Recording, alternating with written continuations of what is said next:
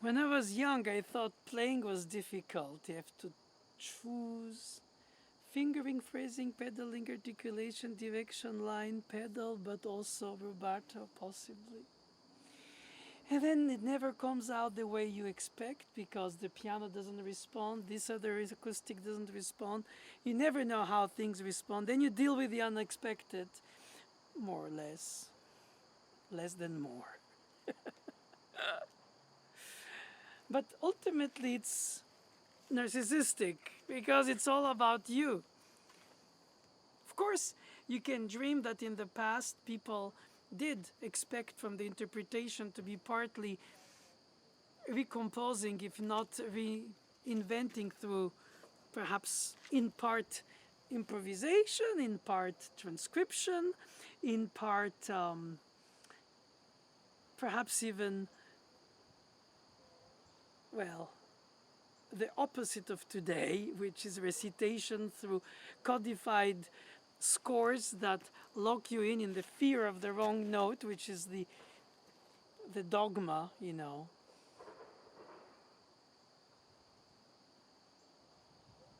In fact, the creativity was the key, and now it's the reproductivity. And so, in any case, whichever way the canons of beauty of the time define a good performance, just pass through the obstacles or also do it with expression, but within the limits of the book and the score and the cleanness and the repetitivity of the muscular memory preparing. It's very narcissistic because by essence you practice alone to better yourself in order to play better by yourself. With chamber music starts more altruistic to be. Accompanying singers even so more, especially if you have to transpose, you have to rethink the piece in different keys. Takes more preparation, it's more abnegation because you don't get any of the credit, in fact, except to follow up singers when they breathe not enough or shorter than they would expect because they are nervous in term and they have to be able to hold the phrase without to breathe in the middle of a word. So as a pianist you learn how to adapt unnoticeably, so to say, by the audience. And then that's less selfish, obviously. But teaching is the most selfless because then you have to help how a student to gather self-esteem, confidence, and um, good capacity of choices within a stylistic frame defined by either how you teach them to think about the piece in terms of the harmonic, rhythmic, melodic components which concur differently at each piece's situation. Also, especially if the performance of a section is harder because more stuff goes on, so you stop counting, and then all these things, since you don't have a conductor like, or you don't play with other pianists like if you're a quartet member of a string instrument. So the teaching is to teach how to practice, to teach how to listen, to teach how to understand the work in terms of its harmonic progression in order to help the memorization, to teach how to learn, to teach how to avoid stage fright if possible, to teach how to deal with the unexpected on the spot, because that inevitably happens. And not everybody of the students responds the same way to the same ingredients that you would suggest. It's not one advice fits all. Far from there, because their hearing capacity is different, their finger to brain speed is different. Some are more ear learning than, even if you look at the score, they still play by ear. That's how they misguess or misread notes, because they sound right even if they're wrong, but they don't know it because in a way they relay for everything more to their ear. And that's marvelous, actually. You should not ask them not to. I don't. I try to add layers of analytical understanding through the reading of the score. So if you dub the reading plus the hearing, the intuition with the knowledge, then you have to add the experience of performing it in front of people. So how do you teach self-esteem and confidence? Obviously by fingerings that are more solid than others, adapted to the morphology of the individual student's hand. Just like the hearing is very individualized for each student, so is also their hand. Not only the length of the fingers, but the stretch between the fingers. So one fingering won't fit the same way for another student with the same section. Also, let less if you have to transpose and play in a different keys, different disposition. The keyboard is it's a nail biter, literally, so to say. Not literally, really not literally.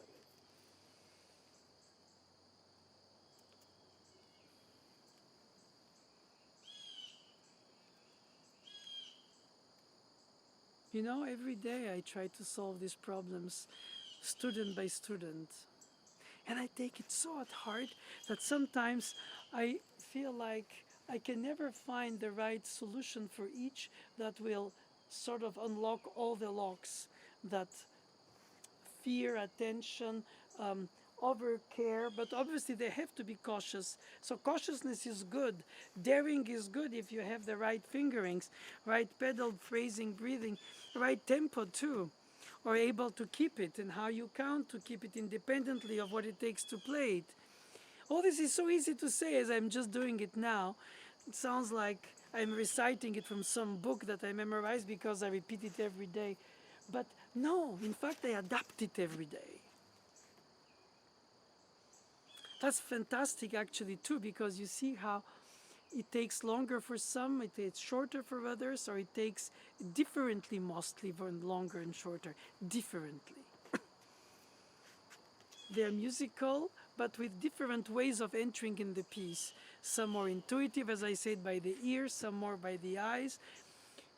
You have to really, ultimately the point is to be confident enough to play when it's scary, when there is a jury, when there are judgmental people who are meant to be there to judge you.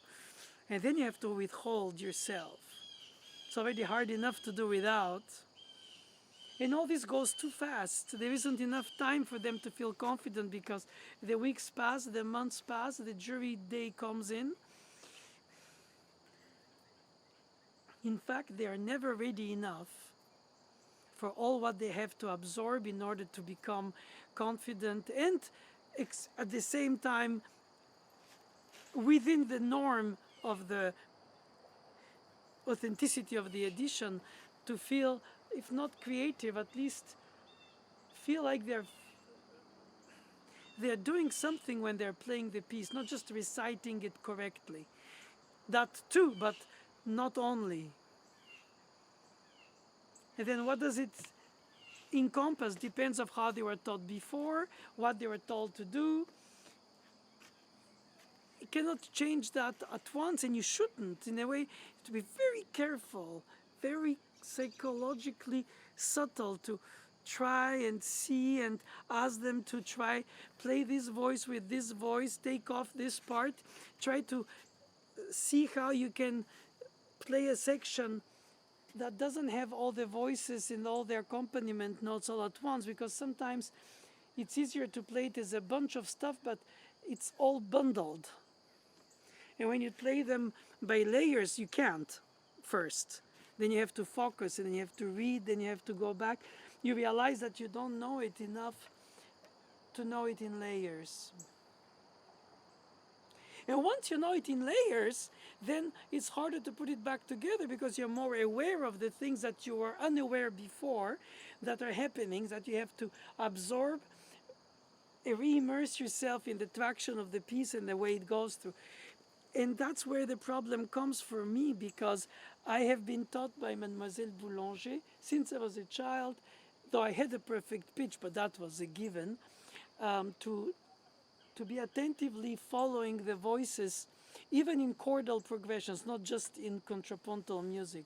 So to hear everything layered, practice it voice by voice, sing one, play the other, and all that. um, and in real time knowing which key you play, where you modulate, which chord you're playing, what inversion it is, not separately in a theoretic knowledge.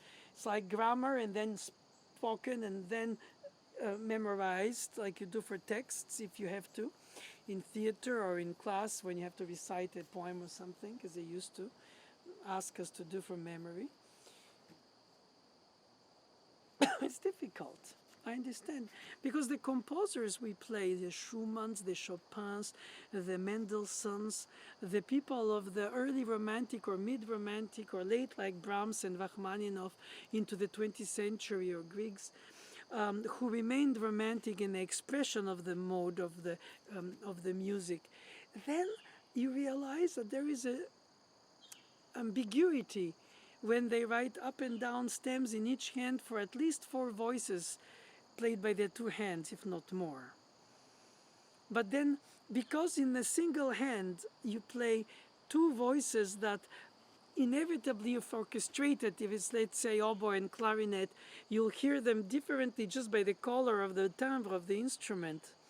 Possibly dynamically too, but not only. It's more about, the range and the tone quality that differentiates them, like colorizing. But on the piano, it's more like shadow and lights.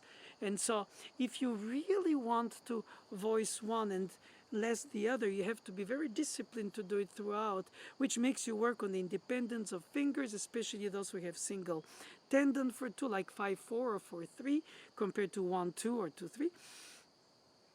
So it becomes a difficult thing to do, let less to hear, and therefore to want.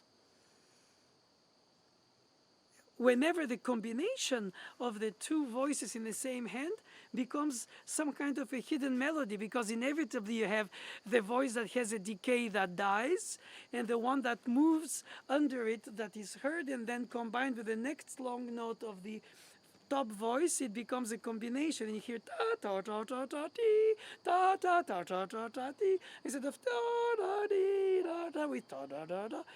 In other words, if the composer for piano or keyboard, whichever instrument they had, fortepiano at the time, knew, and they knew it was short decay, perhaps even shorter than today's pianos, not perhaps, I know for sure they did, but they didn't know it compared to today because we know it compared to yesterday.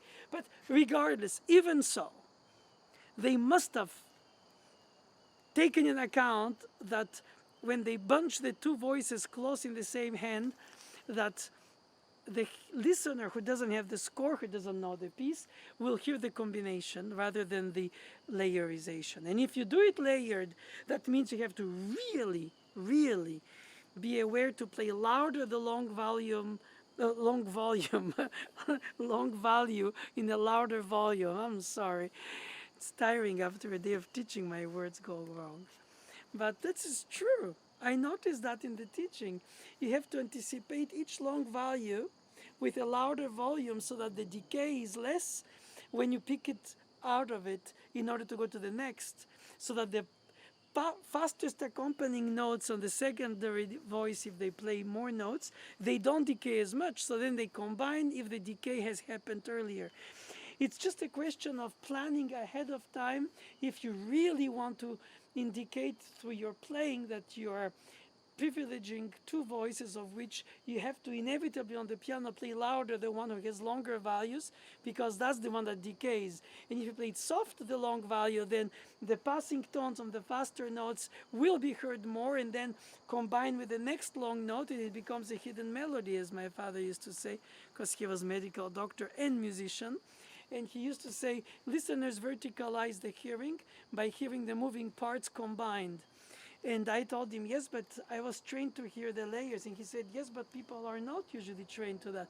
So your playing as a pianist then becomes, in a way, educational, even if you don't want to think of it. So you just play the music, the inspiration, the beauty, the spiritual uplifting, because all these things are there. That's true. But you can also do it by combining the melody if you're not careful enough. In fact, you can hear it in your head. You see the score, you memorized it, you know it is there. You don't have to bring it out. But people who listen to it, who don't have the score, who don't know the piece,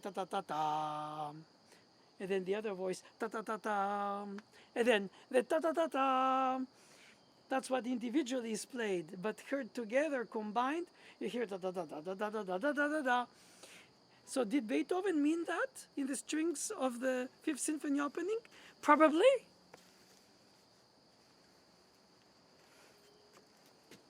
Of course, on the organ, you hear the long values louder and the short values less because there is no decay. That's what Bach must have experienced so happily. For him, I assume, I assume, in his polyphony, he must have jubilated in his polyphony on the organ. All voices hold. Of course, as long as somebody behind was pulling the bellows on time to keep enough air in the pipes. But anyway, that was Bach on the organ, imagining constantly his trio sonatas, his fugues, his prelude fugues, his everything is layered. But on the harpsichord, he also wrote this polyphony. He also wrote these very held notes, which inevitably had to be restricken at some point. But when? At the dissonance, on the upbeat, on the downbeat, in the syncopation, more discreetly with another voice, or separately, constantly. Or then he accepted for them to be disappearing. After all, they vanish and they reappear. Or then they played everything faster, which then makes no sense, because you cannot play a sarabande fast just because it has faster decaying notes, which are held.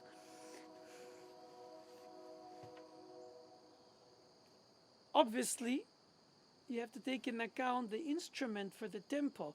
Perhaps a sarabande on a harpsichord will be less slow than on the piano, where you have longer decay than on a harpsichord. But perhaps then you denaturate the very point of the dance, the way it was considered in Baroque times between the allemand, the courante, and sarabande, menuet, gavotte, bourrée, and then gigue. Even if you can have different styles and different countries of the Baroque origins between Italian, French, Flemish, German, Spanish, English. And of course, if you played in the original instruments with the original acoustics in some, let's say, stone building that has lots of resonance, in some big hall, in some castle, then you realize that there is length of sound, which on the piano you can use with the pedal, but then in fact you cheat. There was no pedal before. So they took in account in the composition the decay, which I call early decay, but for them it was decay, was not early. Of course, we could play artificially longer values today because we have a longer decay, so the tempi can be stretched. Does it mean it's right? It's not just a question of tempo. I like it this, I like it that, I feel it this, I feel it this. Yes, feel and like is very important, but that's not all what should be the decision of. The decision is the structure, the group of bars, the knowledge about the culture you have to know about what is the culture of this tempo for this dance and how it was expected to be heard. And then how you'll transpose it, translate it basically on the piano is a translation. Perhaps it's an exaggeration, it's an extension, but nevertheless you have still to deal with the facts of the decay, you have to deal with the facts of the layers, deal with the facts of the ornamentation or the decoration, which is not the same. The ornamentation is very often codified and the decoration is written out notes. And then you have in the middle of written out notes, grace notes, which are unmeasured, or trills, or mordents, and then you have to deal with that to integrate them. Did the composer imagine them as measured? Do we measure all the trills in Baroque always? Not always. So is it by feel, by luck? It's like I like it. In part, I think there is something to do with inspiration. that gives you the right intuition. But then you learn, you study, you read articles about ornamentation, decoration, the table of ornamentation of Baroque composers. That was a big thing in the opening of the page of the books of the Baroque composers. When copied by their students, they had to copy also their table of ornamentation, because while they all had ornamentation was sort of accepted by all, but the notation of it and the expectation of the performance of it would differ. And so they would write down how they call it in their language and then display it how it's supposed to be played, rhythmize the unmeasured. But then that is by itself like unapplied science, and all of a sudden you apply it in the piece. Come from an upper note, you have to play on the real note. Come from under note, you play from the upper note because it's an appoggiatura. A quality of effect to delay the real note that you want to value. All these things you teach, you understand, you integrate in your playing, in your hearing, in your thinking, in your intention. But then how do you realize it? How do you remember all these things? How do you put them all together? How do they become second nature? Does it take very long? Do you just repeat and recite until it somehow you don't forget something? It's difficult. I try to always think to teach in layers of knowledge. First the voices, then the harmonization, then the rhythmic pulse, the tracking of the structure of the phrase, and then see what are the different variables that it takes to play the phrase. Andante, adagio, poco andante, and poco più adagio, and see how much you can stretch and remain in the flow of a narrative. Well, narrative can be anything, but it's true that you have to be very careful in different styles to see how the eloquent persuasion of your rhetoric reaches the audience. Of course, it's not just words or notes, it's also harmonizations and it's combinations of the sounds layered or combined, as I said earlier. And all these things contribute to convince the listener that you have a chosen landscape, that you have a sound painting that corresponds to an opinion of yours about how this is supposed to be. And then you play it. Comes out or not. And you feel like, oh God, I intended to play it less slow, and I slowed down because I took too much time to play this or that ornament, this or that trill, this or that appoggiatura. Then you have to take in account also before you play the affects that you're going to add on top of the written, because it is written today. In the past it wasn't. In the Baroque days, the improvised or composed or whatever you want to call it, fantasized, as the Germans say, fantasieren am Klavier. Is that meant you complete between the main notes with a decorative pattern that it was given either for you to make up, either you had to follow the score, like Bach was writing every note. And so you have to extract the meaningful notes for which you have the punctuation of the storytelling, of the narrative rhetoric, and then at the same time you have to sing while you have to speak through your playing and breathe and have punctuations and breathing, and then play in the exhaling of the next phrase until it reaches the next point of arrival and the next arrival point, and then you have this planned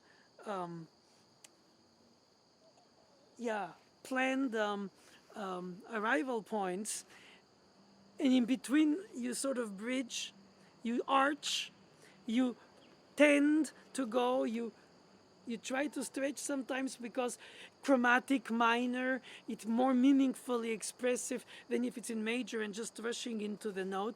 Sometimes it takes a little innuendo. You don't have to do rubato per se in Baroque, but you can do more rubato in Romantic when the decorative patterns are more emotionally expressive by delaying the note you want to reach. And in a way, the longer values on the Baroque are supposed to be played with more assessment. It's not assessment only. You have to play it with a certain tenuto. Whenever in Baroque, it's true, but in Romantic is the opposite. You do a lot of hairpin expression of waves and waves of emotional roller coasters, and then when you arrive on the long value is the release moment. Whenever in the Baroque is the arrival point towards which you go. So you play lighter the decorative in Baroque, heavier in the Romantic on the piano. So you have a difference of style, playing something by Baroque and something by Romantic on the same instrument, in the same repertoire, in the same, well, different repertoire, but in the same recital. So you can make the same instrument sound different according to what is your opinion of the stylistic difference.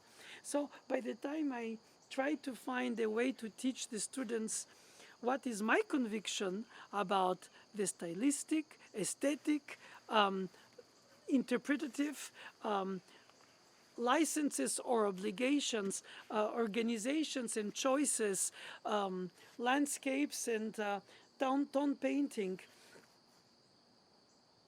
pulse and tempo, harmonic progression tempo too, to take in account. That's another one. It's a lot of elements that sometimes thrown at the same time, like I just say now, all at once, can make the student feel overwhelmed, lost, and perhaps disappointed. To say, hey, it's too much stuff, man. Just tell me little by little. So I would dream to do that, thinking we have infinite time in front of us and we let it soak in until the next element adds to it.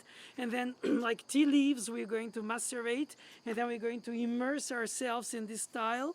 And then we'll be speaking Bach, speaking Chopin, meaning Brahms, hinting Debussy, all the innuendos in between the lines, which are different between the lines of Bach than in Debussy, but we know where we go, we know what they mean to us. We are in dialogue with their intents through their scores, and we rehearse them, but they don't come out the way we want, but sometimes they do.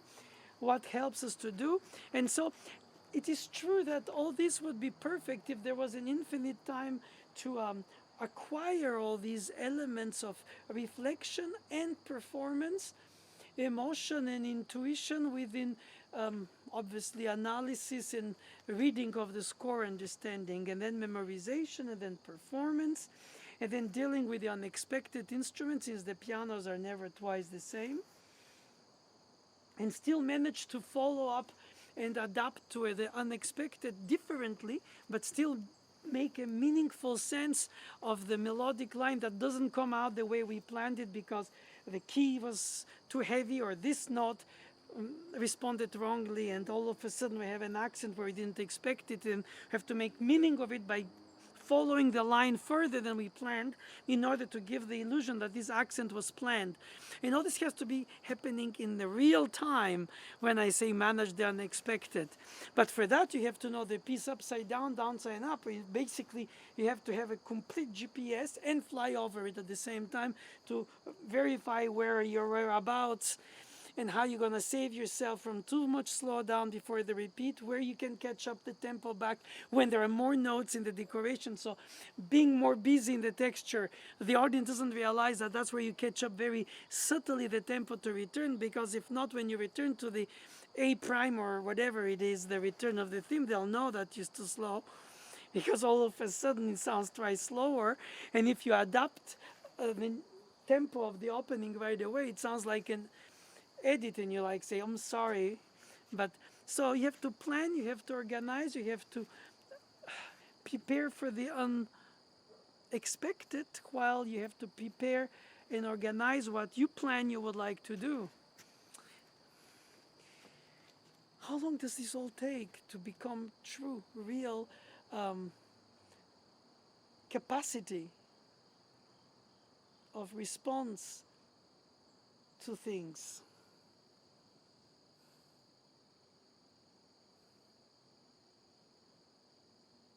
I'm afraid it takes more than a year or two of a master's degree in a university with all the other classes going on, and one half of the year taken for the auditions for next degree. In a way, undergrad is too early, grad is too short in terms of the amount of expectation, plus classes to do on top, accompaniment and learning how to deal with all these jobs that you have to have in the future. It's not just piano. It's not like a conservatory for piano. Piano is among all the other things that they have to study besides theory, besides written document. I speak of music theory, but applied to the playing, like keyboard harmony and applied performance, as I mentioned. But they still have to take theory and history of music separately, and so it is too busy, too short, and too difficult to define what are the main things. I mean, you arrive as a pianist, you live as a theorist. That's not right, because in a way you have to have both in order to be all in one. But that doesn't happen so quickly, easily for everybody, because in a way it's unfair, but some people need more time to in depth immerse themselves in all that. And others perhaps compensated with some other facilities, fingers to brain faster or ear adapting more easily. But for the teacher, each student, for me at least for sure, is an individual case that has to be tailored. All this knowledge has to be tailored, given attentively. I tend to think that they have to be not just layered, taught one by one the things every week, every month, every whatever, but at some point you have to dare give them several elements to take in account, to combine if they're not used to work like that before. It's tough in the beginning. I totally understand that. But I'm in a hyphen between the dead composer's wish and, of course, I assume it, that that's the one it's supposed to be, though I'm, compared to some people, much less. Perhaps some people are, because of their experience and knowledge, they're more ultimate. I still remain open, and I don't assume that only my way is right, but some teachers do. Anyway, even if one of the ways is right, and I still accept other ways, by the time I make the student be able to adopt, and organize and flexibly adjust according to the circumstances of the instrument and the piece and the style and the place. So it takes longer. So what do you do then? They start the next degree before they are ready to finish the preceding. But there's no time, there's no money, and there is a lot of competition and pressure and auditions and juries and exams and competitions and juries and exams and repertoires to be learned, and not much time to be allowed for each of those repertoires to soak in order to become natural in their performance. So I feel hyphenated between the composer and the style and their exact interpretation that's supposed to be right, if not at least one of them that is acceptably right. And then the hyphenation between the desire to prepare the student to be mature and ready and confident in their performance when they don't have enough time to acquire all this while they are studying all the other things. And in a way they get very understandably tense and stressed, to say the least. And some over practice and might get even tendinitis, or have to make sure the technique exercises are done properly so that they can develop independence of fingers and all that without to get tendinitis, because the tendons tension is, it's a lot of worries.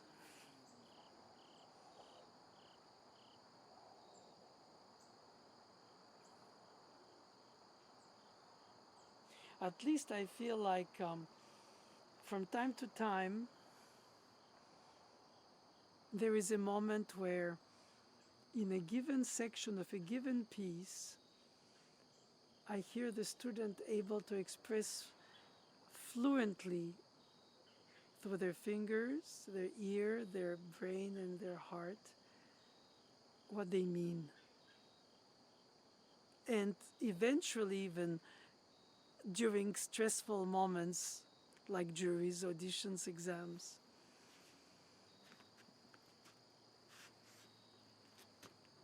that's when I'm very happy for them, because I feel like this little fingering suggestion, this disposition of the hand taking another part for a note, which allows to organize this crescendo or this a lack of ritenuto or whatever it is that the fingering is supposed to patch, prepare, or organize.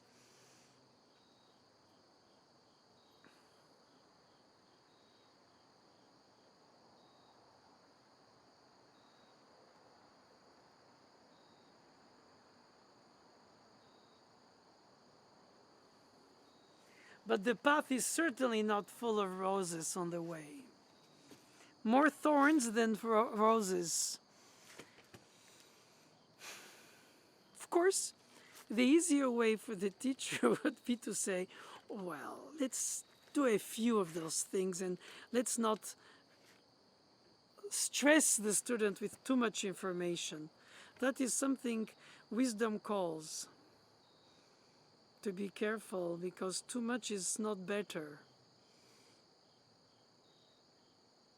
You have to dosage it for each at the level they can receive it in order to implement it, so they can start feeling themselves a certain level of progress. If not, they feel they're always failing because too much to deal with and never enough to achieve it. Time or capacity or dealing with so much elements. I want the students to feel like, wow, hey, I managed my this or that movement. They will never say it, but at least it gives me the hope that at some level they can feel like they've done something out of all these expectations and not just failing to play the right note, failing the right fingering, failing the right shifting, missing the bass, a note doesn't speak, another one speaks too loud. They can start again, but not in concert, but in lesson. It's a lab. We can try this in the tempo and the articulation and the weight, and not to get tense, and the wrist and the palm supporting, and the flexible articulation from the knuckles of the fingers, thumb included, flexibility, but also strength, support, but not extra weight. And then musical quality of how much of the ritenuto and not too much, in order to merge into the new tempo without to be under it.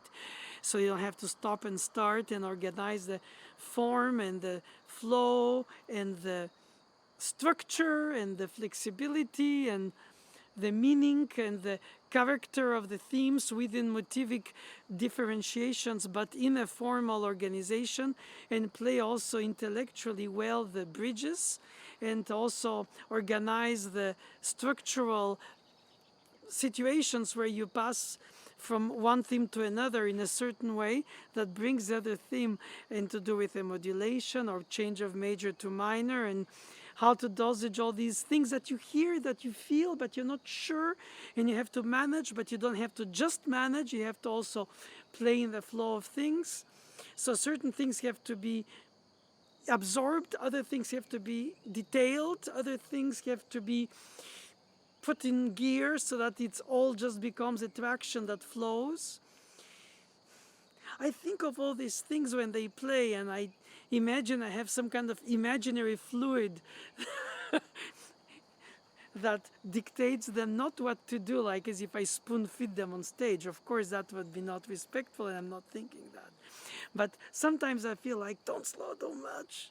Not now, a little later. And I know how much the brain is taken by the playing.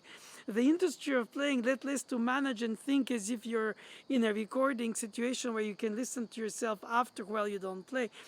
It's so easy to criticize when you listen and so difficult to organize and, oh well, analyze perhaps not, but at least always plan ahead the next thing in real time while you play.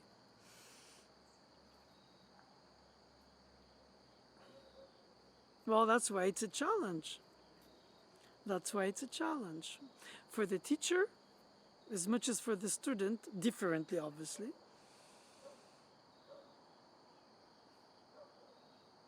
It's not just play like me. It's not just an example. Could be, but it's not all. It's not only explanations, it's a combination. It's also in enhancing what you feel or you ask the student hears in order for them to play more of it rather than less or differently organized.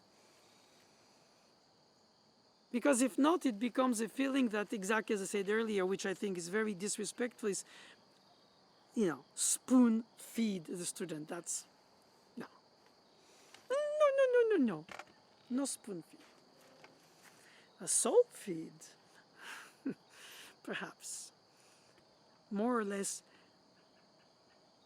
more than less, listen to their intentions, to their individual hearing, to their individual feeding from the score.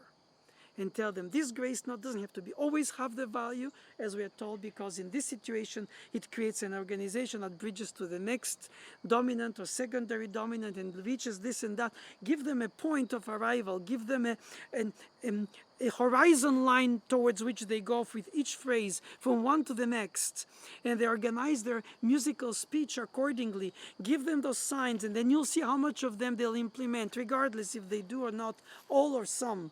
And perhaps it's okay if they don't do all, of course, and not right away, perhaps later, perhaps none, regardless. Irrigate their creativity with organized thought process and intuitive excitement and pleasure to play, because without that is no point if you give them only limitations by don't do this, don't do that, don't do it too early, don't too fast, don't slow down, don't play this, regard that. They'll be finishing by thinking, which they are already by themselves, that they're constantly wrong. Even if they are, they need to feel like they're reaching a point where little by little they better their own playing through objective objective things to achieve, and not only general ideas or a plethora of details, which sometimes gets them crazy. The teacher can stop and start in the lesson, but in the performance, the student has to play through. So one thing is to know at best each section played individually. Another thing is to play throughout, as you have to do when you play the piece. You play once each section or twice if it's a repeat, and regardless if you do it with decoration or not, or differently or the same. But you have to go through the way the piece is played. It's its own time it takes. And of course, when you detailed repeat a lot of times each section, you end up by losing as a student, but also sometimes as the teacher, the proportions. And you start thinking each detail is very long. But in fact, it's a 10 seconds here, it's 30 seconds there. And then once you've passed the section, you have to anticipate for the next section. How will I manage it? How will I prepare my gesture, my hand, my wrist, my arm, in order to deliver the articulation of the weight or the disposition or the chord or the stretch? In other words, you have to constantly anticipate, like a conductor for an orchestra. For the pulse, you have to anticipate and the pulse and the hand and the management of the physical approach, so you don't hurt yourself when you play it, because some demands are more painful than others, especially stretches for different hands, length of fingers or stretch of fingers. It's like an individualized, that's what I meant to say, not individual. Well, it is, but individualized path through which you have to teach the student to go for each thing they play. Because one thing influences the next, and then it's like it's a domino effect at some point. You can practice individually the sections, but when you put them together, they don't come out the way they do when you practice them individually 3, 4, 5, 6 times, and it comes out to be all well on the 8th or 9th time. But then you only have one time when you perform, and you have to practice it through the sections. So you have to practice the detail and the combination, the passage work, as we call it, as everybody calls it, or the bridge, or the and then the thematic material and the traction and the tempo and the management of the physical assets and the mental thinking ahead of time, where all this leads you to. So you're your conductor and your performer and your organizer and your teacher all in real time. I think the key word in all this is the real time. You practice it in pieces, in parts, in sections, in sub-details, but then you have to put it all together. And the all together is what that matters the most. That's why I tell you, I realize all this is so complicated for a student to absorb and implement. I don't want them to give up. I don't want them to be disappointed by themselves consistently because something of all of these elements is not in place. But it's normal that it won't be all. You'll drop this, you'll manage that, you'll manage another, you'll drop another. And then little by little you manage to more or less carry them all, relatively aware, or some subconscious, or some in the muscular memory, some in the intellectual thinking ahead. So you organize yourself. You swim above the the chin of the details in order to visualize where you are in the piece, almost like a conductor who doesn't play, but you do. Plus you play, and not plus, you play. Plus you conduct yourself. At least you cannot be not together with yourself, at least that. But as I said earlier, you practice and you think, okay, all that is narcissistic because it's all to play well by myself. And all that is to also integrate in a group. You play piano quintet, piano trio, piano quartet, 2 pianos or a 4-hand piano. Any way of combining your articulation with the others, the bow, the breath, the singing, the articulation, the words. And your pedal and the harmonization and the tempo which is right for them, for the bow, the tempo that you would take slowly because you think of it without the limitation of the instrument play for performance. But the piano has different limitations or lesser, but musically you have to not only be right, but you have to be organized to be right. You have to adopt the other performer's way of producing the sound, touching the string, vibrato, or singing and filling the air column, and preparing the note before and then breathing before you go to the next phrase, and perhaps take a tiny breath that takes a little 16th note extra in the breath. Sometimes they tell you the composer didn't leave me a room to breathe. So the pianist has to give them that room that doesn't need, even looking at the score. So you have to know the text of the singer you accompany. If you can, that's better. You have to know where they breathe, the wind players, if you need, or you have to remember, realize, or at least observe where the violin or cello or viola or whichever string instrument plays with you, where they change direction of bow, which is not per se an accent nor a stop, let less it could be a caesura, but perhaps a nano caesura. It barely, but it gives a different element of 2, 3, 4, 1, 2, 3, 4, 1, 2, 3, 4, 1, 2, 3, 4, 1, 2, 3, 4, 1. And then, of course, my favorite in 3, 4, you have 6, 8, or 3, 2. A hemiola, twice slower or twice faster. And then you get to have different steps of pulse plus harmonization, pedaling, clarity, and then balance, not to cover the instruments, which are mostly monodic and played more melodic lines. The piano being often in chamber music treated by the composers as a tiny orchestra, or at least a harmonium, if not an organ, at least a harmonization plus melodic line, so you have to have transparency in the piano part. And not just because it's loud to put you on a chord and close the lid, but to be able to play voiced and shaped, sculpted, so you can extract the right things that are necessary to implement the completion with the other instruments without to cover them. It's not just to play shy and soft, it's to play intelligently, choosingly voiced, so you combine with the other, so you become part of the whole. And that is the mean to understand what the piece is, what the other people play. See, they have their own parts. You have their part too. So you have the GPS on the piano, which gives you a responsibility. Plus, you have to be adapting to their tempi rather than only to your choice of tempo. Of course, when you practice and play by your own, a solo piano sonata, you can go into extra adagio. The adagio can become largo, and perhaps you can catch up back the tempo in some spot, and then it's still okay. But in chamber music, you have to be still musically inspired, but totally instrumentally aware of the necessity of the others in order to create together the combination. So they feel like you understand them. They feel that they count on you, that you're not going to over slow down so they cannot finish their breath before the end of the phrase or the word of the song or the melodic line. And if it goes too fast, where they can take a moment to break so that you don't get off sync. Because chamber music is not just being together, it's also being together in the same line towards the same aim. But sometimes the parts are different and therefore the textures being different.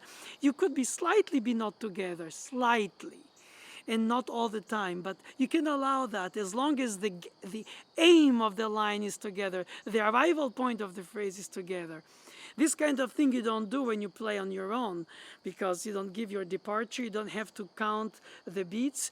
You sort of play by following your fingers from the muscular memory of the pianist's performances, and then you feel it with the tip of your fingers, whatever the cushion of the tips of your fingers feels with the keyboard.